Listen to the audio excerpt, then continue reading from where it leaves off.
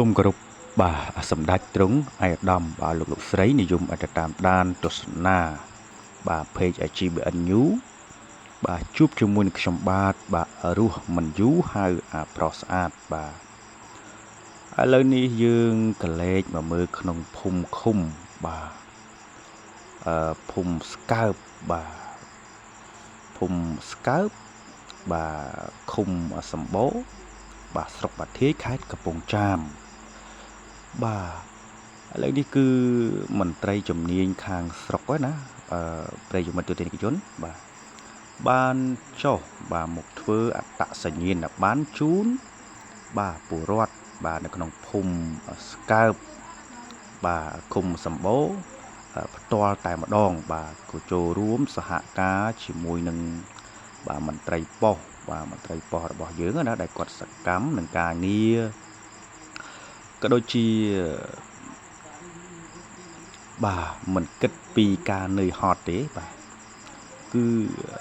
គិតគូរទៅដល់ប្រជាពលរដ្ឋនៅក្នុងភូមិឃុំបាទមានសុវត្ថិភាពបាទ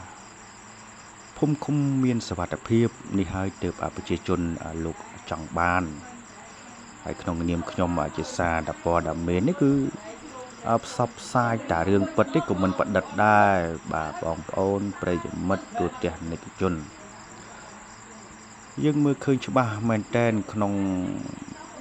បាទមន្ត្រីជំនាញខាងស្រុកចុះមកធ្វើអត្តសញ្ញាណប័ណ្ណជូនពលរដ្ឋបាទនៅក្នុង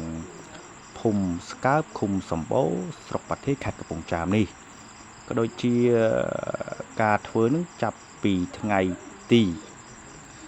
បាទ14 15 16គឺចំនួន3ថ្ងៃដែលមានខាងឃុំភូមិគាត់បានប្រកាសមេក្រូ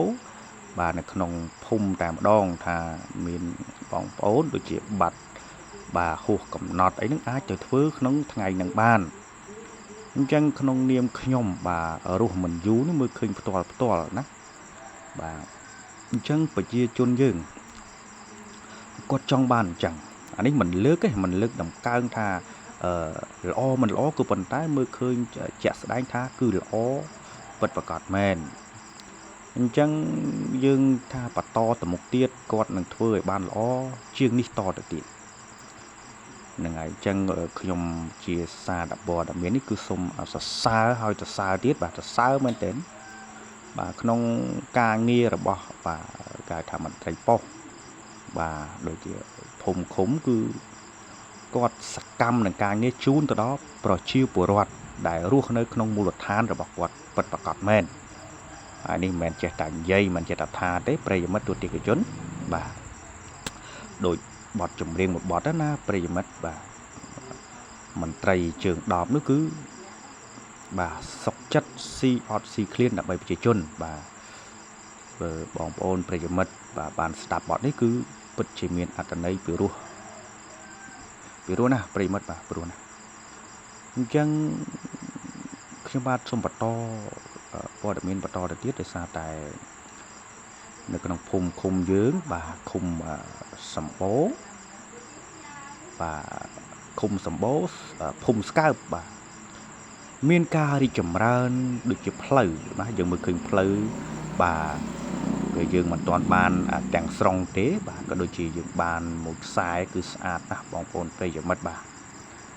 ហើយក៏សរសើរដល់មន្ត្រីប៉ុស្តិ៍សរសើរទៀតបាទ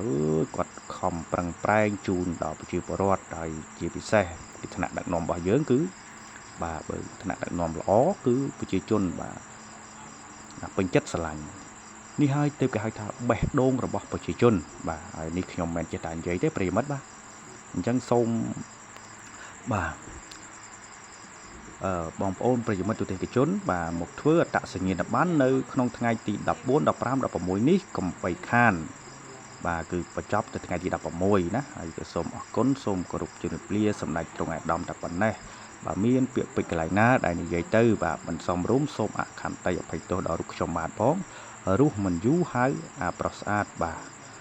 សូមអរគុណសូមគោរពលា